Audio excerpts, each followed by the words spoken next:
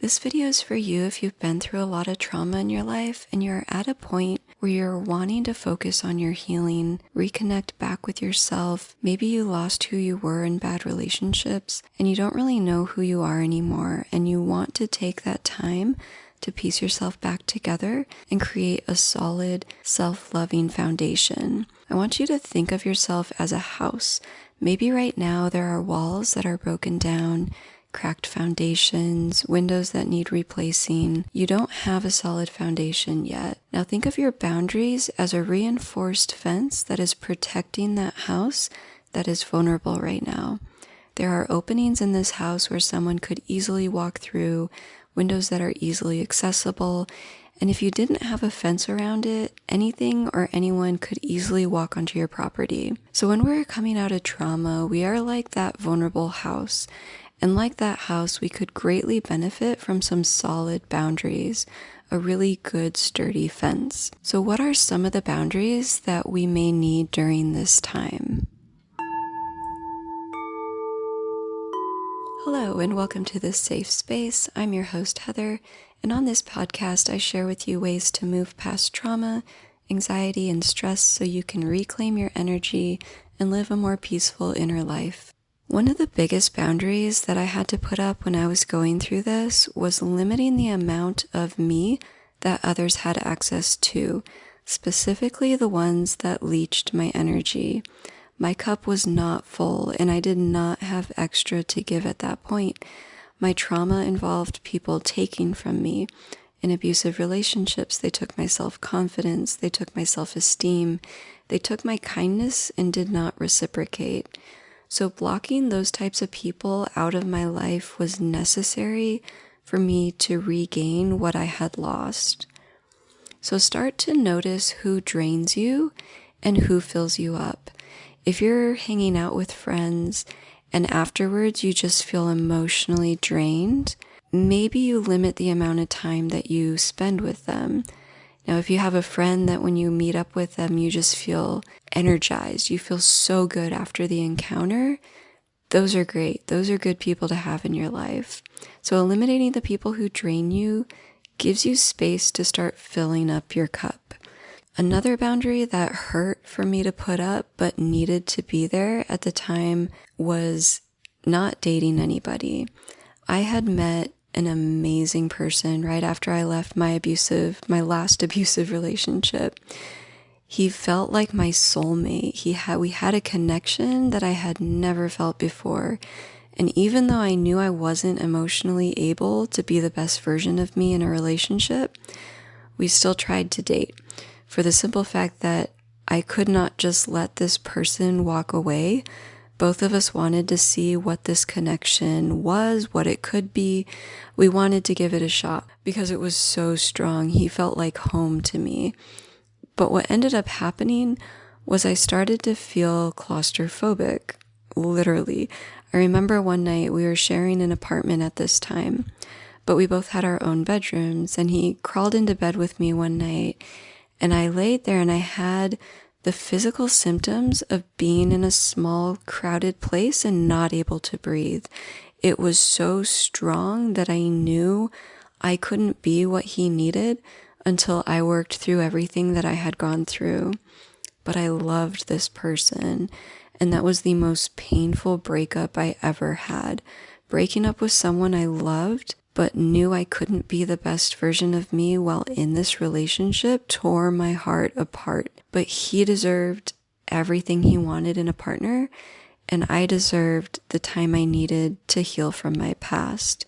So if you're healing from bad relationships, giving yourself time and space away from relationship will allow you to give that energy back to yourself. It is really hard to work through past traumatic relationships while trying to hold another one together.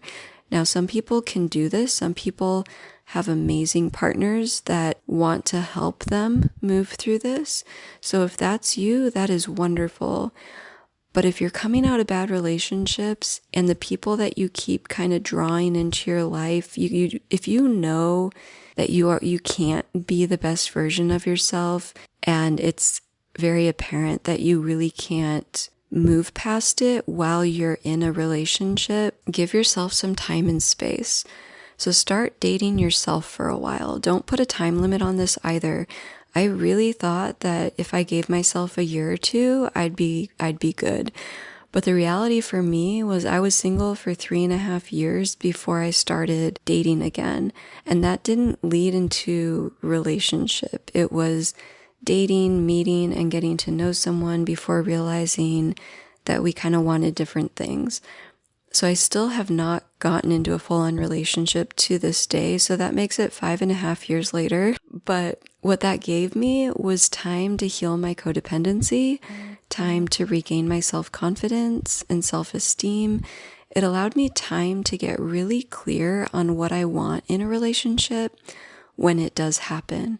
And now that my cup is overflowing, I'm ready when the right person comes along.